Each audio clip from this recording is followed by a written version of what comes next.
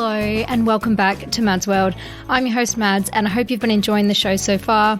If you have, please remember to subscribe, rate and review the podcast on your favourite listening platform and follow me on Instagram. It's at madsworld.mp3. This week I'm joined by award-winning feminist writer, certified sexologist and psychotherapist in training, Gigi Engle. Having written for a range of titles including Cosmo, Marie Claire and Women's Health, her articles have been shared over 150 million times. Gigi is originally from Chicago and now lives in London. She has since written All the Fucking Mistakes, a sex handbook for the millennial feminist on how to own your body and sexuality and use that confidence to take charge of your life. Up next, we chat more about her career as a sexologist and writer, a couple of strange date experiences, alongside an important discussion about slut shaming. Hi Gigi, how are you?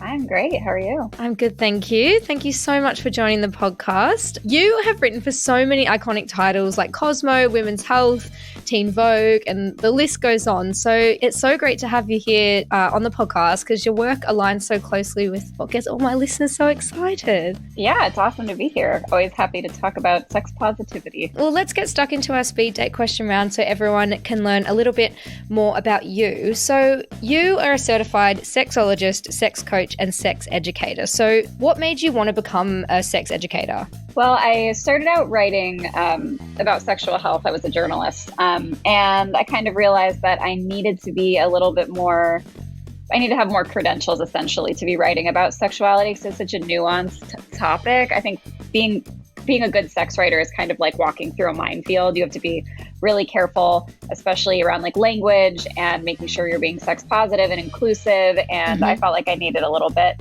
more education. So I went into a certificate program and got certified in sex education. And now I am working with the Contemporary Institute of Clinical Sexology, and I will be a certified sex therapist in the UK, hopefully in the next year and a half to 2 years. So. Amazing. And can you tell me more about the process of how does one go about becoming a sex educator? Like, is it a difficult process? How long does it take? Yeah, I mean, there's lots of different avenues. It's a bit of it's an unrestricted field, learning about sex education. So like, you don't go back to like college to learn about sex education. You can go to school and get a degree in sexuality or sexual wellness, sexual health, women's studies. But if you want to just get a certificate, there's like a lot of different cool programs that are really reputable. I did one through the World Association of Sex Coaches called Sex Coach U, which sounds like a fake program when I say it, but like is actually very good, very comprehensive, and it can take up to 2 years, but most of it's done by self-learning, and you have an advisor. So I was like crazy and decided I was going to do the whole thing in 6 months. So I did a class every single week and completed the program in 6 months. Oh my God, good on you. That's unreal. And you've written a book as well called All the Fucking Mistakes. So I'm hoping that you can tell our listeners just a little bit more about that and what the book's about to sort of encourage everyone to go and pick it up. So All the Fucking Mistakes is like your cool aunt who's kind of giving you the sex education that you never got from school or from your parents, because the idea is that, you know, we have such terrible sex education in both England and the US and almost everywhere in the entire world. So it's sort of a sex ed beginner, and it goes through everything from anatomy to like sexual health, sexual wellness, and STI protection, as well as the history of feminism. It's very, very sweary because it's like an anti-slut shaming book. So it's filled with swears in order to subvert the narrative that women are supposed to be these like good girls who like never swear and are polite and don't talk about sex. So it's definitely raunchy, but in a purposeful way, I think. Amazing. And I'll put a link to your book in the episode description. So if you are listening, you can easily pick up a copy. And I've got a couple of random questions for you in this round as well. So what is the best thing that's happened to you recently? Well, the best thing that's happened to me recently, I got accepted into this pretty prestigious and awesome program with the Contemporary Institute of Clinical Sexology about 6 months ago to officially be on the path to becoming a sex therapist, which is a psychosexual therapist. So I wanted to be a psychotherapist for a long time, and this was a really cool program that I was very excited to get into. So I'm very excited about the process of doing this, and so far it's been very enriching and fantastic. That's so cool. And what does a sex therapist do? Do people like hire you? Do couples hire you? How does that work? Yeah, I mean, you can work either like in a bigger clinic, like there are clinics who provide sexual health and STI education, and then you can also work in private practice. So I will be working with a range of clients, both couples and single people, surrounding different sex related issues, usually sexual function problems that people are having, anything from erectile dysfunction, dyspareunia, vulvodynia, pain with sex, anxiety, depression, shame. Pretty much all your normal mental health issues and sex are inextricably linked. So it'll be a host of things, but the important thing is that it is based in sex positivity and sexual wellness. So clients who come to me don't have to be afraid to talk about sex or talk about their sex lives, because that's something that I'm comfortable talking about, which a lot of psychotherapists are just not really comfortable talking about, which is weird because sex is such an important part of human life. Yeah, for sure. And I think that's something that, I mean, everyone who listens to this podcast can relate to. I mean, everyone can have sex in some capacity. Everyone can have a relationship, and everyone can go on dates, in whatever way they choose to. So it is interesting that you say that they're not comfortable with that. And it's so cool that you're hoping to help people like moving forward. Yes, definitely. I'm specifically interested in working with queer clients, kinky clients who are interested in BDSM, and also on the sort of less sexy side, but equally important, sexual trauma survivors. Yeah, that's amazing. And my last question for this round is, in one sentence, how would you sum up the internet? A black hole where cool strangers can meet if you try hard enough. I love that. Everyone says such different things for this answer, and I really love that. So in this podcast, we do have a section where we love to talk about fun dates, weird dates, bad dates, whatever, sort of dates, just because it brings everyone together and everyone can sort of get a kick out of it and definitely relate to it. So I wondered if you had a fun date story that you could share with us today. Yes. I mean, I have two stories, but I couldn't really decide which one to tell. So is it okay if I tell both? You can tell both. I love that. Okay. So one of them is like, normally I wouldn't tell a graphic story about my own sex life, but it actually is in my book. So I feel like, fuck it, it's out there. It's out there already. When I was in high school, I was on this kind of, I don't even know how to describe it. It was kind of, I was on this like travel trip for troubled girls where like parents sent their kids to like get them basically away from them. So then I couldn't blame my parents. I was a pain in the ass. And I was, and I managed to make a lot of trouble during this Trouble Girls program. So I'm in Spain, and we were staying at this like kind of hostel situation. And I met like a hot guy who like I wanted to have sex with. And so we were like pretty drunk, and I don't remember anything about the sex itself, but I remember like I was trying to like, for some reason, throw the condom into the trash can from across the room. I don't know what I thought I think I thought I was being like very slick, and which is an odd choice of words given what I'm about to say. Yeah. And I threw the condom, and it landed against the window and like stuck to it. Yeah. Is this in a room full of other people, or are you at least alone? Luckily, I couldn't say for 100% certain, but I am pretty sure we were alone at that point. Oh my God. I mean, that's just usually the thing in hostels, isn't it? Everyone just kind of gets frisky wherever they want. Yes, it was really, and the next day, first of all, he like was really rude about it. So that's the thing that sticks with me. And I was I was embarrassed. And now looking back, I'm like, that was hilarious. Yeah, that's so funny. I can imagine it like slowly sliding down the window as well, and you're just looking at it in horror. No, I was kind of looking at it like, oh shit. And he was like, ugh, that's so gross. And I was like, whatever. Rude. Yeah. And then I was just like, okay. Oh my God, love that. I ended up leaving the next day for like a different, another area of Spain. So it didn't even matter. I never saw that guy again. And I don't remember his name or anything about him. So good times. Love that classic hostels shagging story. And I love to hear it. Yeah, that's one mess. And then the other story I was going to tell is it's a dating story where I was just sort of a real infamous asshole. I was a real fuck girl. I define it in my book as being just like, it's the female version of a fuck boy, where it's like, you fuck with people constantly. This guy was like really, really into me, and I was dating his friend, and like he was really into, and I wasn't officially like together with his friend, but I was definitely dating him. But this guy was like really into me, and I wasn't into him, but he like offered to take me to this cool soccer game. And I didn't like soccer, but I wanted to go to like a free soccer game. Thought it was cool. Yeah, always. So I went, And he like bought me all my drinks, and I was like with him for the whole day, and like bought me these like tickets. They were good tickets for sure. And then after the date, I had him drop me off at his friend's house. His friend, as in his friend that you liked better? Yeah. Yep. And what did he say? He just did it. I don't know. Like from my memory, he was just like, okay, bye. Okay, have fun. I can't even remember how I rationalized it. I think it said something like, oh, I'm probably just going to crash on Joe's house since like we're in the city, and I don't, at the time I didn't live in the city in Chicago. So I was like, I'm just going to like crash on his couch. Like, I don't know what I thought.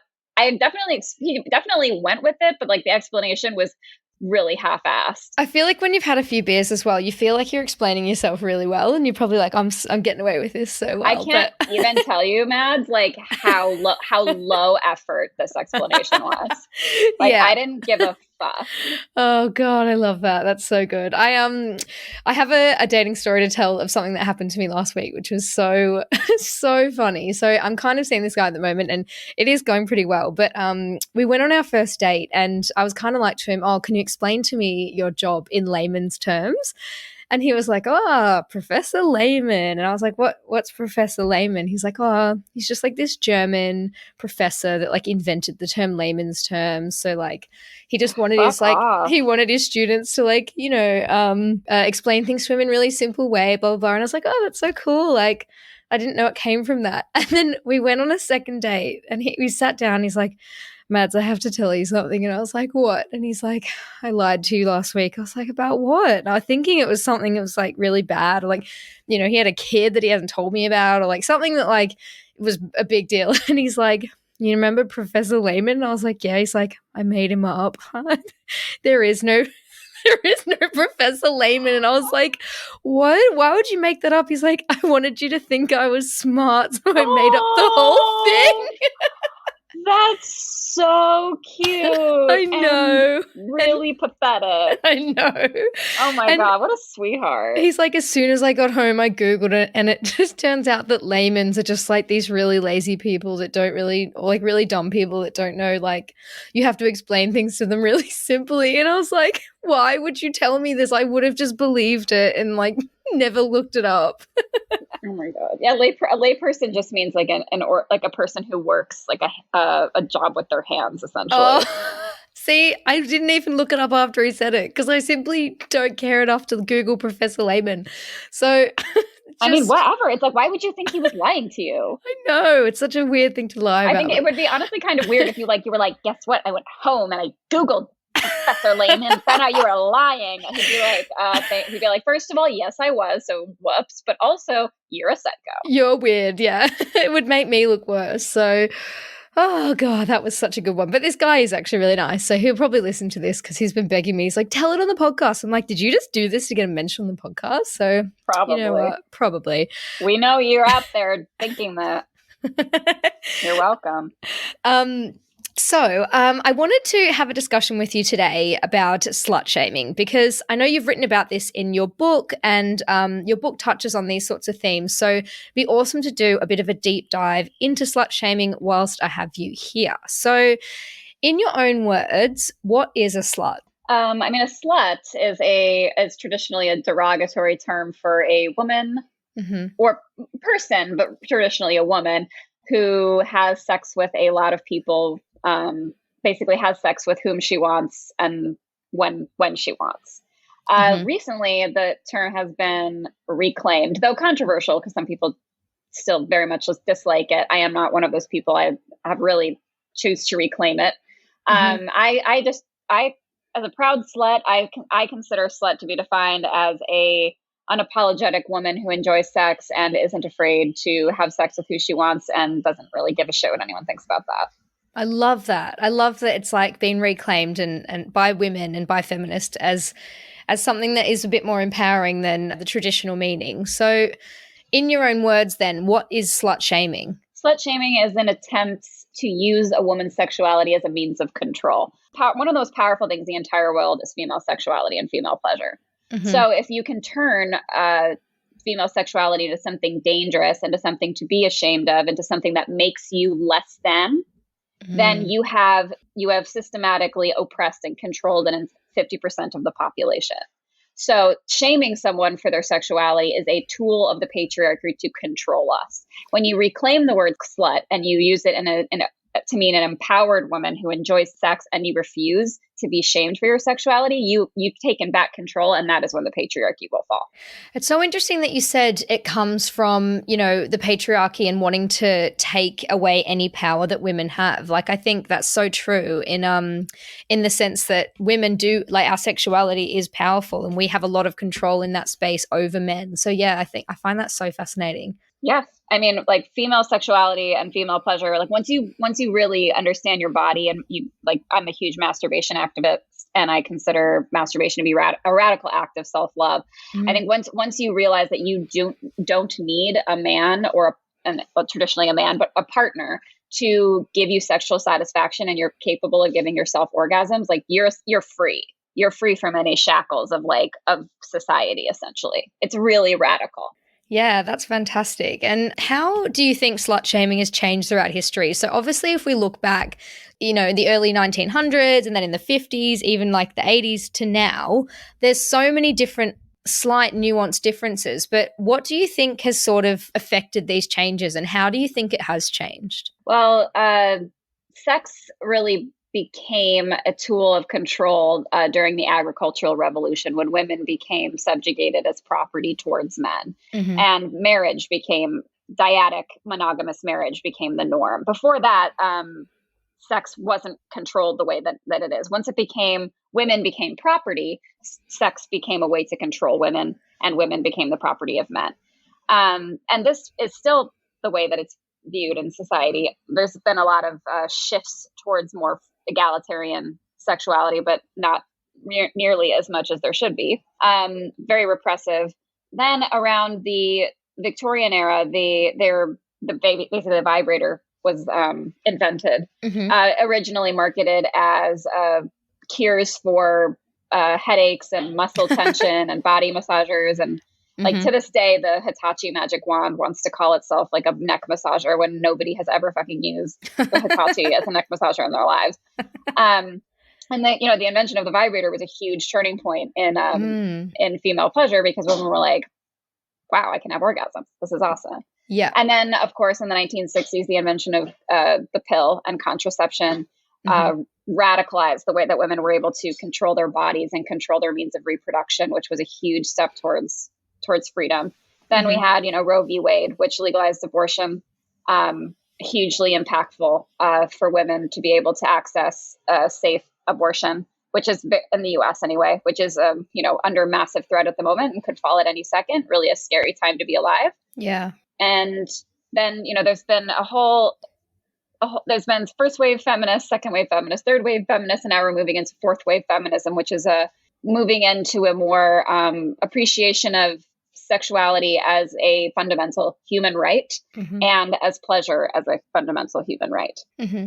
And why do you think people engage in slut shaming behavior today? There's a lot. I mean, there's so many complex reasons. Yeah. I think men engage in slut shaming because it's a way to control people. Mm-hmm. We don't have enough sex education, so sex is still widely considered to be taboo. It's still dirty. Religion, it plays a huge role in society to this day, and religion has fundamental issues with sex. It's one of the most, at the same, religion in all of its forms is the most perverted and the most sexually repressive facet of society, I think. Yeah, that's so true. I'm so obsessed with sex and so against it at the same time. Very strange. So men,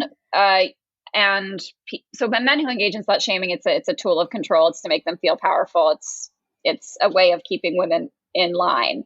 Women use slut shaming because we have been systematically taught and reinforced in the idea that we are in competition with each other, and we should be threatened by other women.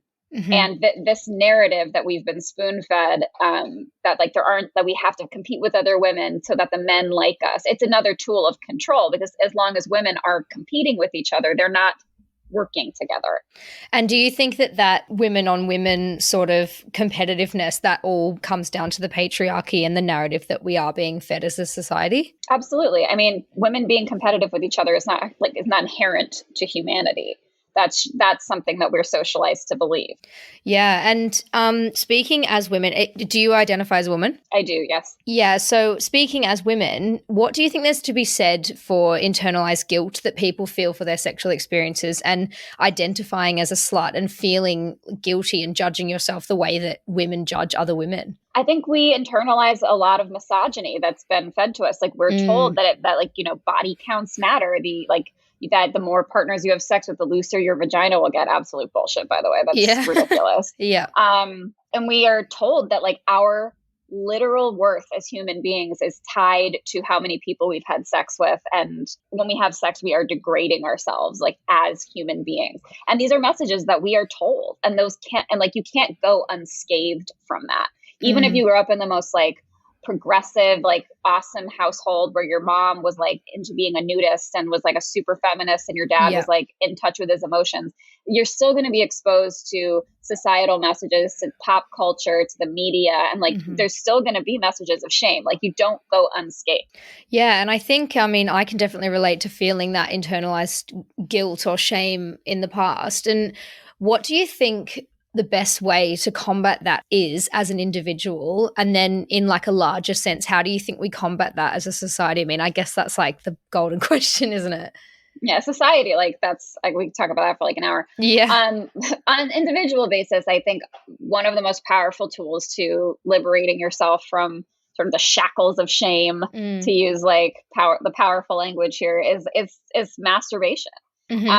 Is really like reclaiming your sexuality through figuring out what you like, reclaiming your body and learning what it is that brings you pleasure, and figuring out like what brings you to orgasm, getting in touch with yourself and not relying on other people to give that to you. I think that's a really good first step to realize that like your body is beautiful and your sexuality is beautiful, and it's nothing to be ashamed of. And if you were to experience like slut shaming behavior in real life, or from like a family member or a mate, or, just someone that you really respect, like hearing them speak negatively about sexuality or women and sexuality, how would you approach that in a way that would resonate with people, do you think? That's a complex issue. I have a very sex positive family. Yeah. I mean, I think if somebody were to, it depends, I guess it depends on context. Like if somebody said something that was like sex negative and was saying it in good faith, like maybe like, made a comment like, well, you should wait to have sex till marriage. And it's not like they're saying it in a hostile way, but like maybe just are misinformed. I think there's nothing wrong with trying to engage in a dialogue with somebody. If somebody's just being like openly hostile to you, I don't necessarily think that it's beneficial to engage in that conversation with them, because they're not really in a place mentally to like have a fruitful discussion with you. You're just going to end up like yelling at each other. Yeah. And it's just, and like you're going to be coming at it from two different places of very hot emotion. And I don't know that would yield positive results. Yeah. And I think at the same time, like it's so hard to know whose responsibility it is. I mean, it's the same with having discussions about race or having discussions about like queerness. It shouldn't be on the person to educate that person. I mean, in an ideal world, everyone will go out there and educate themselves and try and have an open mind. But yeah, that line on responsibility of whose job it is to educate it's a gray area. That's true. I mean, I think if you feel in that moment that you are in a place and you would like to educate the person who is saying something ignorant, then that's your prerogative. But it is, like you said, not your responsibility to like make people pro-trans equality and pro-abortion, like pro-abortion rights and pro-sex positivity. Like that's not your responsibility. Like you're not there to educate the entire world. Like you can really only do your best and take care of yourself and educate yourself. You can encourage people, and you can choose the people who you surround yourself with. Yeah. Like if you have a family full of like dickhead bigots who like say fucked up things, you do not have to like engage with those people. You get to choose who you spend your time with and who you choose to engage with. Absolutely. And this sort of leads us into my next question. How do you think that slut shaming links to victim blaming in regards to things like sexual assault? They're sort of inextricably linked. Victim blaming is a form of slut shaming. Like she asked for it. Her skirt you shouldn't have been wearing that. Your skirt was too short. Maybe you shouldn't have gotten so drunk. It's this societal we put the blame in the wrong camp. It's not a woman's fault for getting raped. It's a rapist for raping. Yeah. And I really like long for the day where instead of like focusing on women and queer people, and these assaults they're perpetrated by men. So it's like instead of focusing on women who survive sexual assault, if we could focus on men who commit violence towards women.